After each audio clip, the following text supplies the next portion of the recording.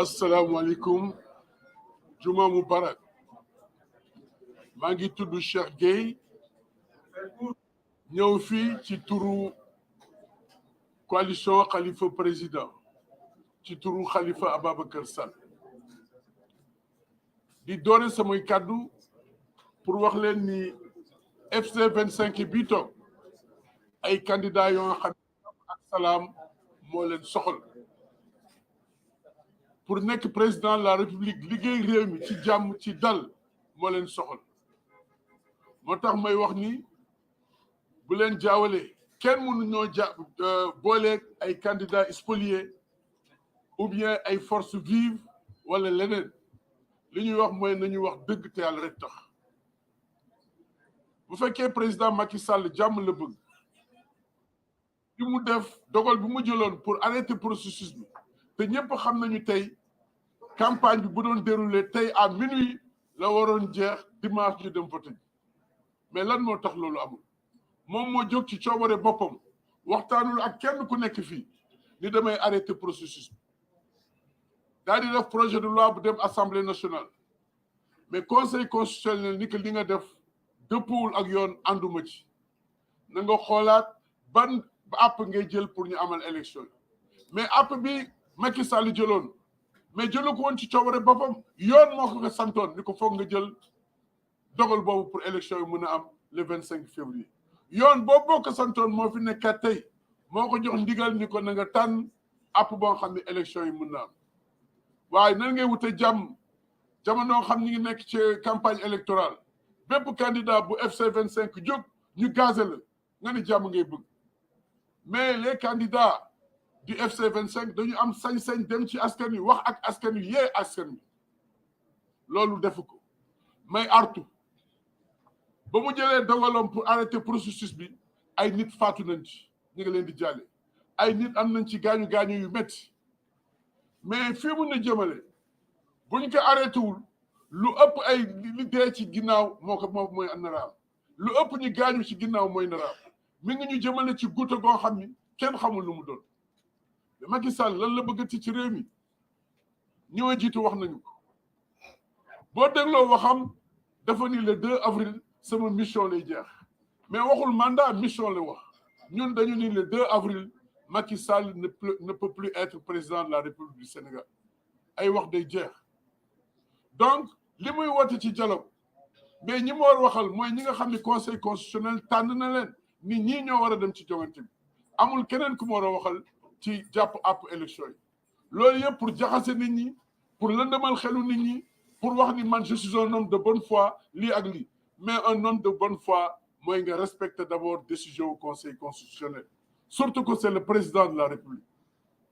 Macky Sall na delloo soit xelam ñu koy dugal ci li muy dugg ëllëg li wolof doon wax moom mooy am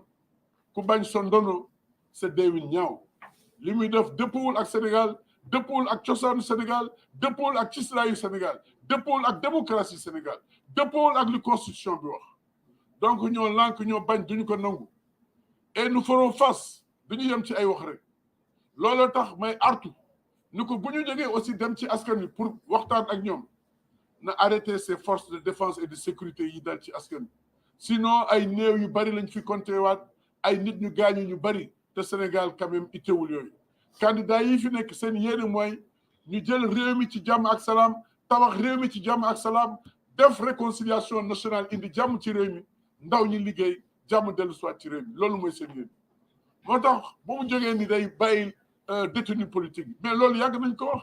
loolu mooy indi jàmm mais li muy def tuuti na des na leneen mooy na sàmmonte ak yelleefu réew mi surtout que mag ñi dañuy wax naan c'est le gardien de la constitution mais jëfinam bi il est en train de détruire la constitution il est en train de tailler la constitution sur mesure loolu aussi duñ ko nangu nous sommes à quelques heures bu fekkoon li muy wax dëgg la ci moom keroog bi décision conseil constitutionnel bi génnee la waroon approprié wu woote ni jàpp nañu date élection bis sàngam mais toog bu mu neex ko mel ni ku dajan ci ay nelaw naan damay woote ay dialogue lan la ñuy dialogue li fi jara wax lenn la mooy candidat yi nga xam ni conseil constitutionnel retenir nañu leen ñooñu nañu waxtaan ak ñoom pour xool ban bis ak ban waxtu la ñuy jàpp élection yi pour nit ñi dem vraiment voté ci jàmm ak salaam na mu jële woon nguur gi ci jàmm ak salaam mu joxe ko ci jàmm ak salaam réew mi am jàmm ak salaam donc loolu laa bëggoon indi wax vraiment pour dire que nous sommes tombés trop bas du fait des actes que pose le président de la République Macky Sall. Ça ne ressemble pas au Sénégal. Ça ne conforte pas la démocratie. C'est aux antipodes même de la Constitution qui a demandé au chef de l'État Macky Sall de décider de la période où l'élection présidentielle va se dérouler. Mais il passe outre en disant « Je vais appeler à un dialogue. Les forces vives, les forces faibles, les forces mortes. » Mais il ne s'agit pas de ça. Il s'agit aujourd'hui, avec les candidats retenus par le Conseil constitutionnel, de décider de la période où la campagne va se dérouler et l'élection elle-même. Aujourd'hui, vendredi, normalement, à 24 heures, on devrait se trouver dans les bureaux de vote pour voter. Donc, véritablement, vous faites que Djam ak Salam nañu wote nañu dellu soir xel yi wax ak ñi ñu war a waxal ñun contre ñu waxtaan mais waxtaan ak ña nga war a waxal. On n'a pas de problème avec les candidats spoliés. On n'a pas de problème avec la classe ouvrière. On n'a pas de problème avec les forces vives. Le problème que nous avons, c'est Macky Sall, qui libère le peuple, qu'il exécute la décision du Conseil constitutionnel. Djammam. Wassalam. Merci. Amadou Ba, représentant le candidat Bassirou Diomaye Faye. Bonjour à toute la presse et merci de votre présence. Je vais rejoindre ce qui vient d'être dit. Nous constatons juste avec amertume que le président Macky Sall n'avait pas besoin de dialogue pour reporter l'élection présidentielle dans les conditions que l'on connaît. Il s'est enfermé avec sa majorité et a pris cette décision incompréhensible basée sur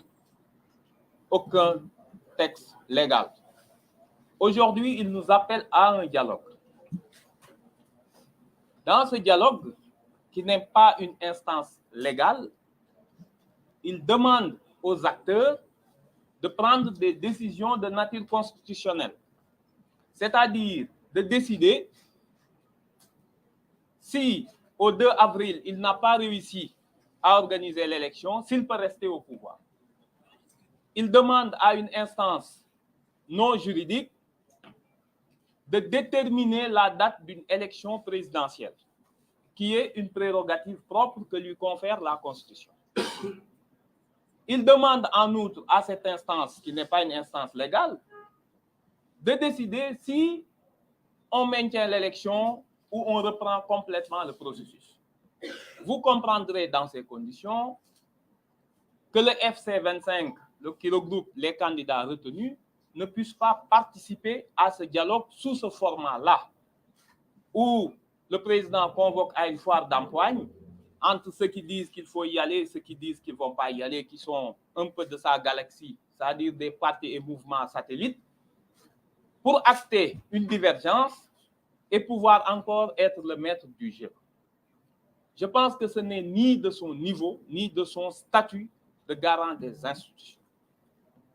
Le Conseil constitutionnel a été très clair. Il a demandé au président de la République de dialoguer avec les autorités compétentes.